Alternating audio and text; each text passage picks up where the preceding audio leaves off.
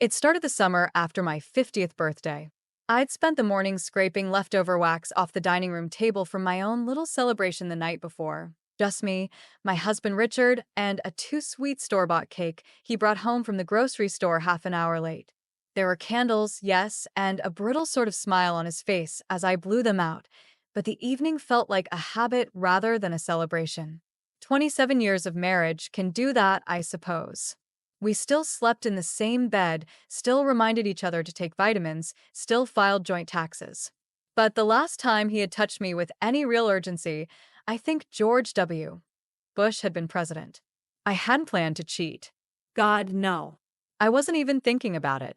I was busy wondering when menopause would finally be done with me, if I should start coloring my hair again, and whether or not I'd made a mistake staying home to raise our son, instead of pursuing that teaching career I shelved in my late 20s. Then Nathan moved in. He was my husband's son from his first marriage, a marriage he rarely talked about, and only in tones dipped in contempt. Nathan had been 9 when we married. I'd seen him over the years, of course, Thanksgivings, a few awkward summer visits, a sullen Christmas or two. But he was mostly raised on the East Coast by his mother, and by the time he turned 21, he was already a ghost drifting in and out of our lives. Now, at 32, Nathan was newly divorced himself, bitter, quiet, and unexpectedly magnetic. His eyes were older than his face, soft, a little sad, observant in a way that felt invasive when we first made eye contact again after so long. When Richard offered him the guest room for a few weeks, I thought nothing of it. I even welcomed the company. But within days, I became aware of him. It wasn't just that Nathan was attractive, though he was. He had that lean, masculine tiredness some men acquire after heartbreak, stubble that never quite went away, shirts that clung to his back when he came in from a run, the smell of cedar and whatever cheap cologne he used lingering in the hallway after he passed. No, it wasn't just how he looked. It was how he saw me. I noticed it the second morning after he moved in. I was in the kitchen early, still in my robe, navy blue silk, thinning in places, tied loosely at the waist. I was pouring myself coffee when he walked in shirtless, hair still damp from a shower. He didn't say anything at first, just stood there, blinking at me, and then smiled, not the way a stepson should smile at a stepmother. There was nothing familial in it. It was slow, a little crooked, and made something deep in my stomach flip like it hadn't in years. "Morning," he said. I nodded. "Coffee?" God, yes. Our fingers brushed when I handed him the mug. It was so cliché, I could have laughed. But I didn't, because the brush didn't feel accidental. And neither did the way his eyes dropped, for just a second, to the space between my loosely belted robe. I was sure of it. That night, I couldn't sleep. Not for any dramatic reason. No guilty conscience. No restless dreams. I just couldn't stop thinking about the way he'd looked at me. The way he looked at me again that afternoon when we crossed paths in the hallway, both pretending not to notice the other was home alone. There was a quiet, simmering tension building, one that neither of us acknowledged, but both of us fed in tiny, invisible ways. Richard, oblivious as always, was deep into one of his phases. This time it was late-night woodworking tutorials on YouTube and cataloging antique hammers online. He went to bed early, headphones in, and I stayed up watching old movies in the living room with a glass of wine. Nathan joined me by the third night. "You always watch these alone?" he asked, leaning against the doorway. I looked up from Roman Holiday. "Only when no one else wants to." He sat down beside me, without asking. Not too close, but not distant either. Our shoulders didn't touch, but they could have. That night was when the atmosphere changed. Not with a kiss, not even a touch, but with a glance that lingered too long during a silent moment between scenes. With the way his eyes moved from my lips to my legs, bare, crossed, lit only by the flicker of the television. The way I didn't look away. I should have. I know that now. I should have gone upstairs, into bed, and reminded myself that I was a married woman, his stepmother no less.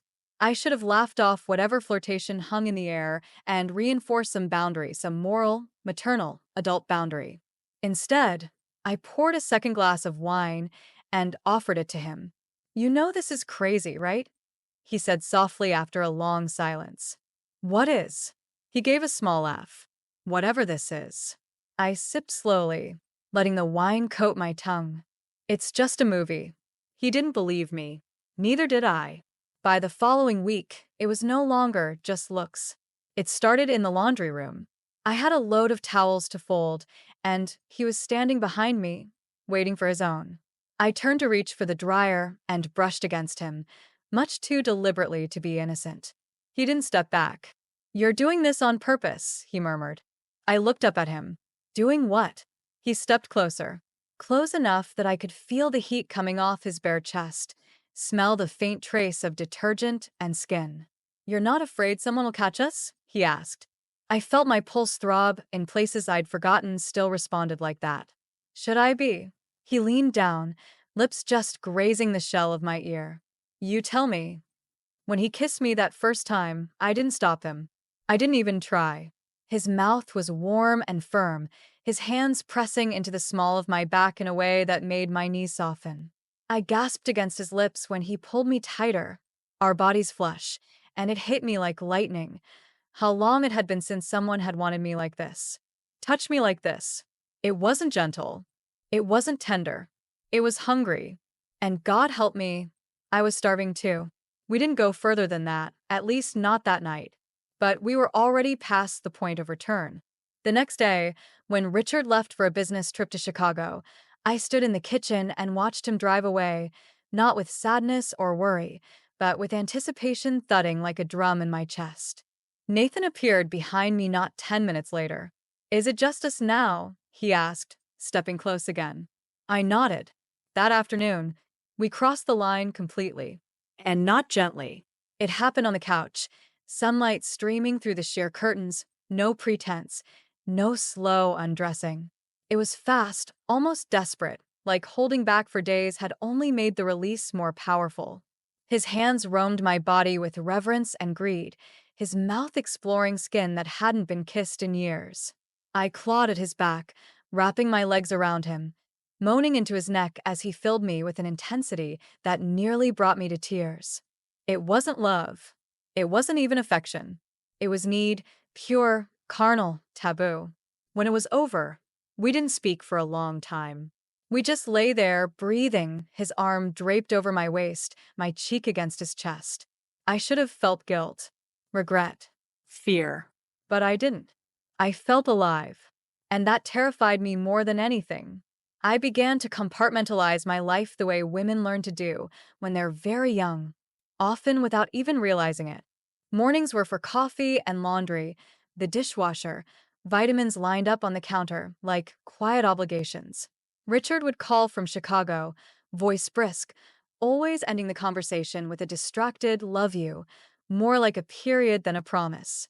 Afternoons were for errands, quiet walks, the occasional lunch out with Margaret or Helen, where we talk about arthritis and recipes and someone's grandchild's graduation. Evenings, though. Evenings were for Nathan. We didn't have sex every night. Sometimes we didn't even touch. But we were around each other, orbiting in a silent rhythm that was both thrilling and dangerous. Sometimes it was just sitting too close on the couch, our thighs brushing, a hand lingering on my lower back as he passed behind me in the kitchen. Once, I caught my reflection in the microwave door and didn't recognize the expression on my own face. I looked flushed, younger, almost smug. Careful, he whispered once, coming up behind me while I washed a glass. You keep looking at me like that, I'm gonna make you come right here against the sink. My breath caught. The way he said it, calm, quiet, certain, it wasn't a threat. It was a statement of fact. He didn't that time. But 2 nights later, he did. And I didn't stop him. It was 11:30 p.m. I'd gone downstairs to get water, wearing nothing but an old cotton sleep shirt that came down to my thighs. Nathan was already in the kitchen, leaning against the counter in pajama pants, shirtless again, arms crossed. Couldn't sleep, he asked. I shook my head, then walked past him. I knew I was playing with fire. I wanted the heat. He followed me to the sink, took the glass from my hand, set it on the counter. No words, just that steady gaze. Then his hands were on my hips, pulling me back against him. I could feel him. Hard, thick, eager. "This what you want?" he murmured against my neck. I nodded, unable to speak. And then we weren't pretending anymore. The cold edge of the sink pressed into my stomach. His hands slipped under my shirt, rough palms exploring my hips, my waist, my breasts. I gasped when he entered me from behind, a low, hungry sound that echoed softly off the kitchen tiles. It was fast, raw, a little reckless. My knees buckled at the first thrust, and he held me firm, steady, like he knew exactly what my body had been missing all these years. Afterward, we didn't speak. We rarely did after. It wasn't about talking. But in the morning, he left a post-it note on the refrigerator. "You're addictive," it said, in his slanted handwriting. "Careful you don't ruin me." I stared at it for almost 5 minutes before tucking it into my jewelry box, right between a pair of old pearl earrings and my mother's wedding ring. Richard returned 3 days later. I kissed him at the door, and the way he flinched made something inside me twist. Not guilt. Not quite. It was more like pity. He slept like a man who trusted me. He always had. I lay awake next to him that night, staring at the ceiling, remembering the way Nathan's mouth had found its way between my thighs just that morning. The way he'd made me bite a pillow to keep quiet. The way he'd looked up at me, smiling like he knew a secret no one else on earth ever would. I should have felt shame, but I didn't. I felt powerful. Things escalated after that. I started dressing differently, nothing obvious, just a little more skin here, a better bra there. I wore perfume again. I painted my toes. Richard noticed, vaguely. "You're looking good lately," he said one afternoon as I stood at the stove making risotto. "Thanks," I replied, flipping the wooden spoon. "Trying something new?" "Just taking care of myself." "About time," he mumbled, already scrolling through his phone. That night, while he watched a documentary on ancient shipbuilding, I slipped into the downstairs bathroom and sent Nathan a photo. Just my legs stretched across my bed, the hem of my nightgown pulled halfway up. No words. He responded with a single message. "I'm hard as a rock in my room right now. Thinking about you." I bit my lip and locked the bathroom door. The affair was no longer a secret. It was a shadow in every room, a current under every conversation. I could barely look at Nathan during dinner with Richard across the table without my cheeks flushing. And he knew it. He started teasing me quietly, brushing my foot with his under the table, texting me things like "miss you inside me" while I was folding towels. Once, when we were all in the living room watching a movie, he waited until Richard got up for popcorn and leaned over. "No panties tonight?" I turned to him, wide-eyed. He smirked. "I can smell you." And he was right. I hadn't worn any. The moment his breath hit my neck, I was wet, aching. We barely made it 10 minutes before I slipped out and he followed. We fucked in the laundry room again, standing, pressed against the dryer, his hand over my mouth this time, just in case. I came in seconds. Twice. When I looked at my face in the mirror afterward, I didn't look guilty. I looked radiant. Then came the weekend at the lake house. It was a last-minute plan, something Richard suggested after seeing a colleague's pictures on Facebook. We hadn't been in nearly 4 years. The place needed dusting, airing out, some repairs. Nathan offered to come, help out, he said casually. I didn't argue. We arrived on a Friday afternoon. The lake was still and glassy, the air thick with early summer heat. The house was musty but familiar, and as we unpacked, I caught Nathan watching me from a hallway, his jaw clenched, his eyes burning with something heavy. That night, after Richard fell asleep snoring into a pillow with bourbon on his breath, I tiptoed into the guest room. Nathan was awake, shirtless, waiting. I didn't speak. I just climbed into his bed, slid under the sheet, and let him pull me to him. He kissed me like a man drowning. Slow, deep, possessive. And when he entered me, it felt like coming home to something I didn't know I'd lost. He took his time that night. Slow thrusts. Hands in my hair. Lips on my shoulder. My name whispered again. And again like a prayer. "Amanda," he groaned, coming inside me, head buried in my neck. "Amanda, Amanda." I came twice more after that, my fingers tangled in his hair, my thighs shaking. We lay there for hours after, naked under the thin cotton sheet, the ceiling fan spinning above like a lazy compass. His hand never left my hip. In the morning, we had coffee like nothing happened. Richard made eggs. Nathan fixed a loose stair railing. I smiled more than I had in months. And then later, in the boathouse, Nathan bent me over a stack of old towels and fucked me again. Faster this time, dirtier, whispering things in my ear that made me blush like a teenager. When he pulled out and came on the small of my back, I shuddered, both from the orgasm and from the sheer depravity of it all. God, I whispered, catching my breath. We're insane. He laughed softly, tucking himself back into his jeans. I've never felt more sane in my life. The drive home was silent. Not awkward. Not guilty. Just quiet. Like the calm before something inevitable.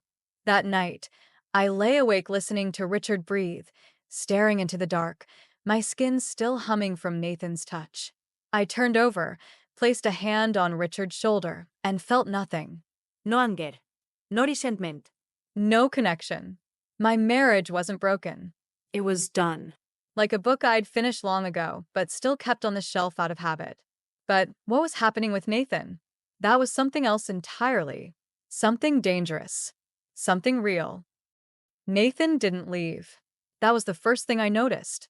After the lake house weekend, after we crossed so many more invisible lines that I lost count, I half expected him to disappear. To pack his things in silence and head back east, back to whatever life he'd abandoned after his divorce. But he didn't. He stayed. Not just in the house, but close. Present. Always near. Not clingy, not dramatic. Just aware. The way he moved around me changed, too. There was less urgency, more intention. He began touching me casually, in the kitchen, in the garden, during brief moments when Richard was in the shower or out walking the dog. A hand on my lower back, a brush of his fingers across mine when I handed him something. He'd lingered just long enough to make my breath hitch, never long enough to be caught. We started texting more during the day. At first, it was playful. Nathan, I'm still thinking about the way you moaned when I put your leg over my shoulder. Me, you mean the third time or the fourth? Then the tone shifted. More intimate. More emotional. Nathan, I can't stop wanting you. I don't know how to shut it off. Me, I don't want you to. The intensity wasn't just physical anymore. That's when I knew I was in trouble. Richard noticed eventually. Not the affair, he wasn't wired for that kind of intuition. But he noticed something had changed. You seem different lately, he said one night as we sat on the patio, wine in hand. Lighter. Is that a bad thing? I asked, watching the twilight settle across the yard like a soft blanket. No. Just not what I expected. After 50, you hear all these stories about women falling apart. I laughed, sharp, short. Maybe I'm just getting started. He gave me a sideways glance. You're not going through something, are you? I took a sip of wine. You mean like menopause? He winced. No, not that. Just midlife crisis, I don't know. That made me pause. Because maybe in a way he was right. But wasn't he part of the crisis? His absence, his passivity, his comfortable indifference that had spread across our marriage like a fog? I'm just waking up, I said, softer this time. He didn't ask what I meant, just nodded and turned his attention back to his iPad. One evening, maybe a week later, Nathan and I ended up alone on the back porch. The air was still warm, the sky fading into a dusty lavender. We weren't even touching, just sitting, wine glasses in hand, like nothing was wrong, like we were just two people having a moment of peace. He broke the silence. I can't keep doing this halfway, he said. My throat tightened. I stared into my wine. I know, I whispered. He turned to me, eyes dark. I love you. The words didn't shock me. Not really. But hearing them, they echoed somewhere inside me I hadn't accessed in years. A part that still believed I could be wanted, chosen. Loved. I know, I said again, a little firmer. He leaned closer. Do you feel it too? Or is this just sex for you? I looked at him, really looked. the rough edge of stubble, the vulnerability behind his confidence. The way his eyes flicked between mine like he was searching for shelter in them. It started as sex, I said honestly, but it hasn't been just sex in a long time. He nodded almost to himself. Then what are we doing, Amanda? I don't know. Because I can't stay here pretending to be your stepson while I'm falling harder every day. That word again, stepson. It was a strange word. One that used to feel like a technicality and now felt like a loaded gun. I sighed.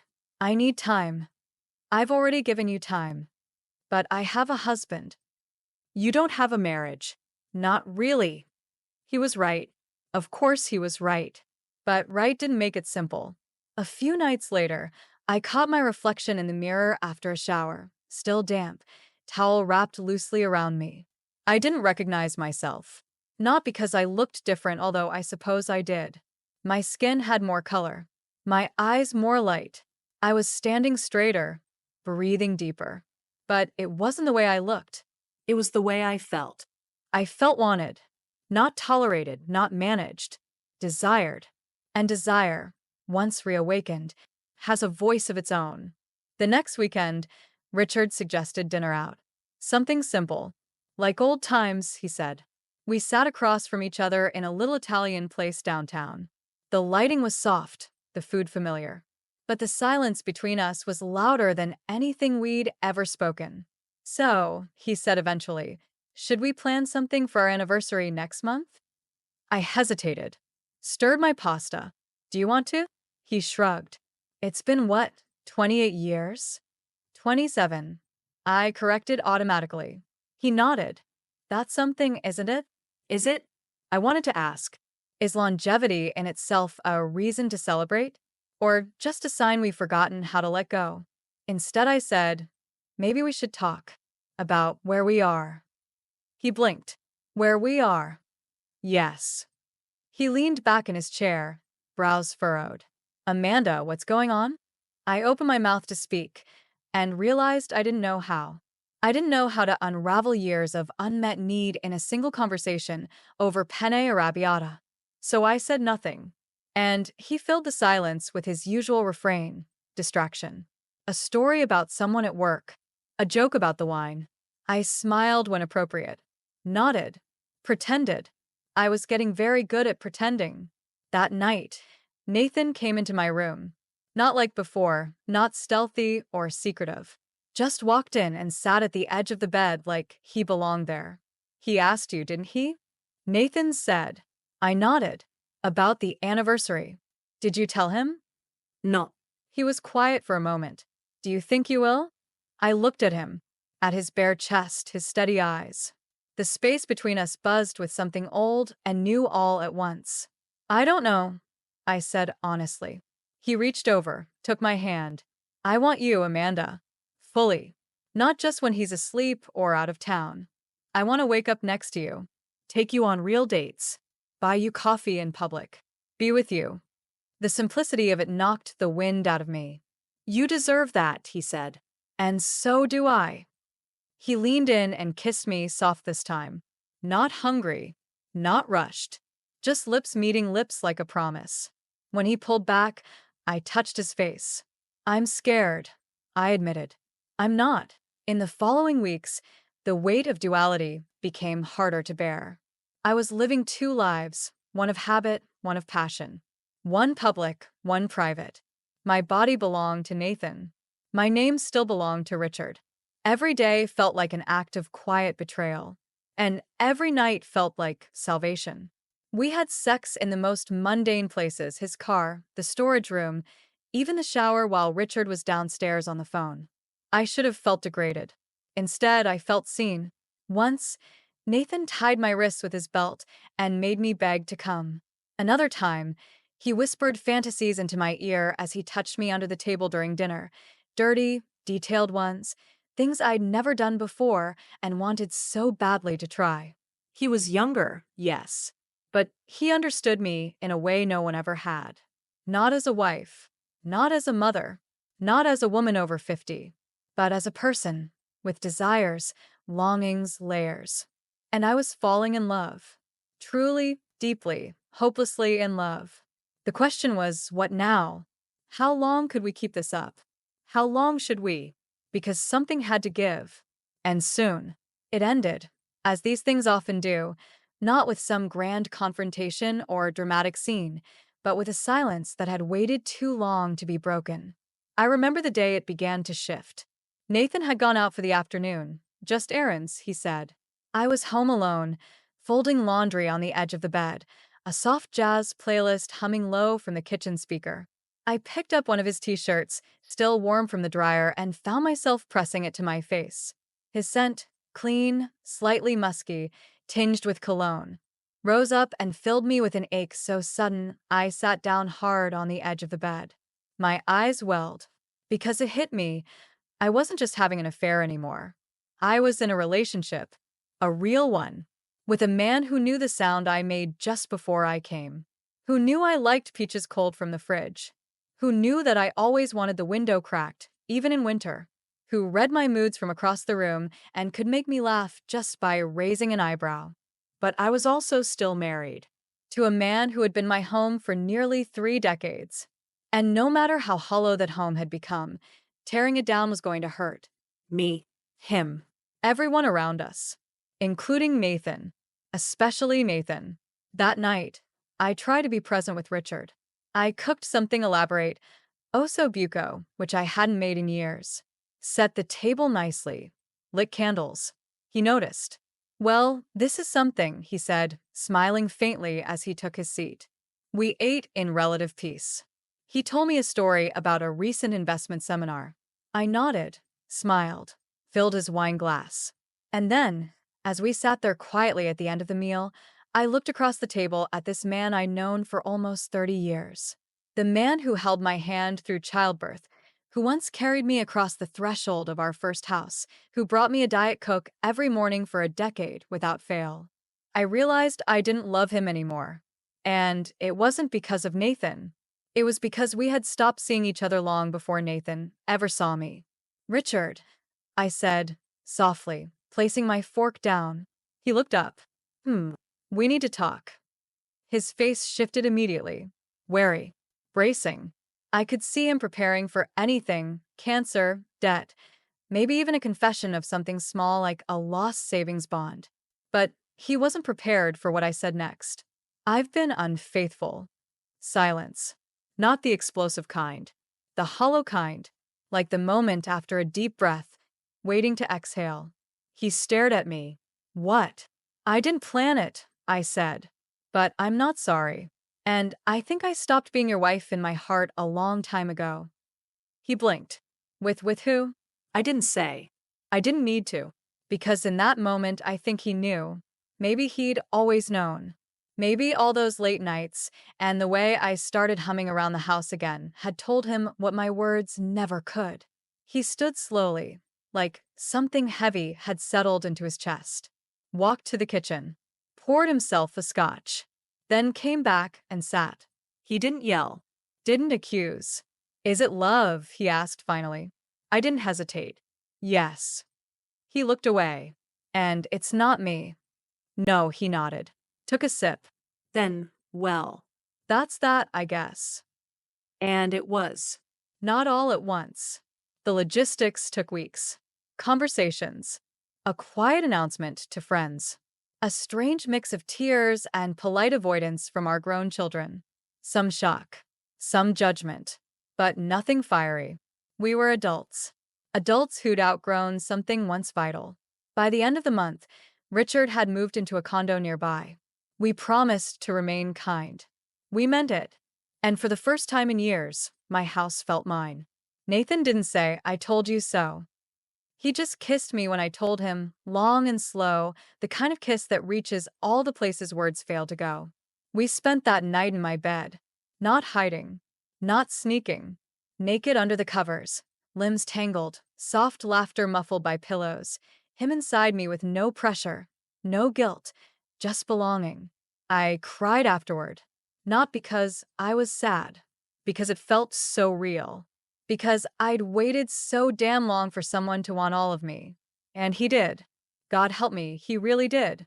People stared, of course. A woman my age, newly single, suddenly seen, on the arm of a man nearly a decade younger, who also happened to be her ex-husband's stepson.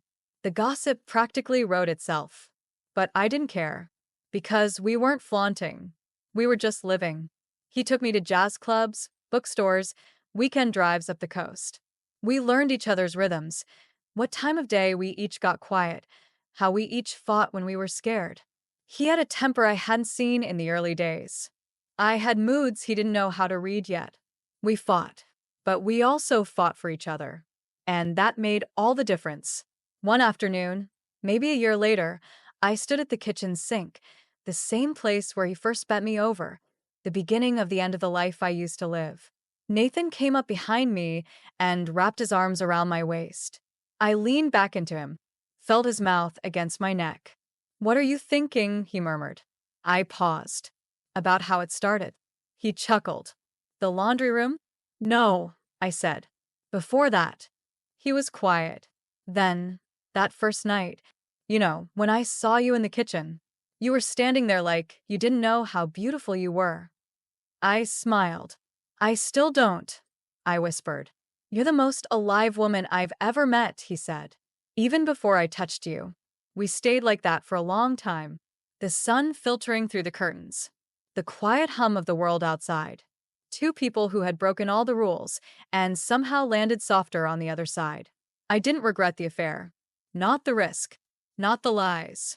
Not the long months of sneaking and whispering and wanting. Because through all of it, I found a version of myself I thought I'd buried beneath mortgages and meal plans and polite anniversaries.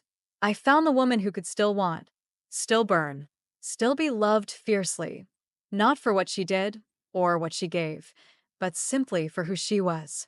And once I found her, I never let her go again.